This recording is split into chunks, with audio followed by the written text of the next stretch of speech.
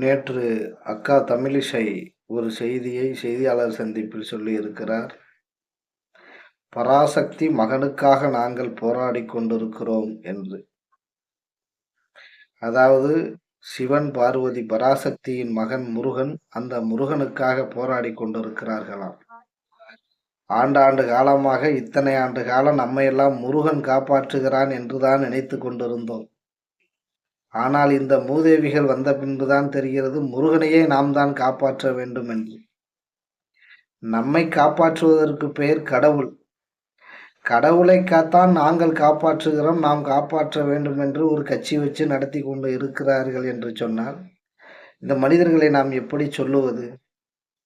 நாம் கடவுளை நம்புகிறோம், நாம் முருகனை வேண்டுகிறோம். நமக்கு துன்பம் வருகிற போது, துயரம் வருகிற போது, இன்னல்கள் வருகிற போது, இடைஞ்சல்கள் வருகிற போது, கஷ்டங்கள் வருகிற போது கடவுளை நினைக்கிறோம், முருகா என்று சொல்லுகிறோம்.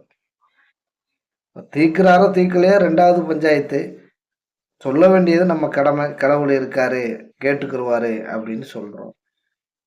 ஆனா இவங்க இந்த சங்கி பயிலுக்கு என்ன பண்றாங்கன்றா, ஒன்றரை நாக்கு ஒரு வேலை எடுத்து கையில பிடிச்சிக்கிட்டு முருகனை காப்பாத்துங்க, மலையை காப்பாத்துங்க, முருகனை காப்பாத்துங்க அப்படின்னா, இப்ப நீ பெரிய ஆளா, முருகன் பெரிய ஆளா?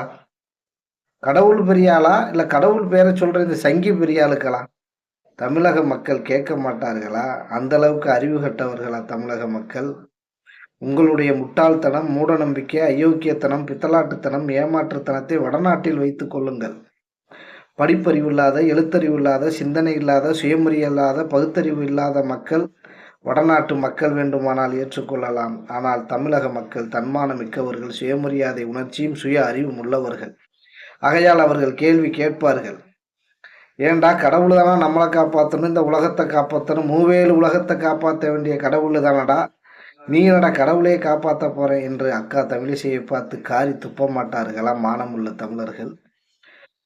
இப்படி துப்புவார்களே என்று முன் யோசனை இல்லாமல் டாக்டர் தமிழிசை இப்படி சொல்லுவது வெட்கமாக இல்லையா? வேதனையாக இல்லையா?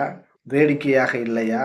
படித்து பட்டம் பெற்றவர், மருத்துவ பட்டம் பெற்றவர், எம்பிபிஎஸ் படித்தவர், எல்லோருக்கும் மருத்துவம் பார்த்தவர். இன்னைக்கு அவருடைய மூளைக்கே மருத்துவம் பார்க்க வேண்டிய நிலையில் அவர் கொண்டாந்து நம்மை நிறுத்தி இருக்கிறார். டாக்டர் தமிழிசை அவர்களே, நீங்கள் தான் டாக்டரை பார்க்க வேண்டும். மூளை கோளாறு உள்ளவர்கள் நீங்கள்தான். இந்த நாக்பூர் அடிமைகளிடம் சிக்கி தமிழிசை ஹிந்தி இசையாக, வடநாட்டு இசையாக, டெல்லியின் அடிமை இசையாக மாறிவிட்டது காலத்தின் கோலம். என்ன செய்வது? நன்றி.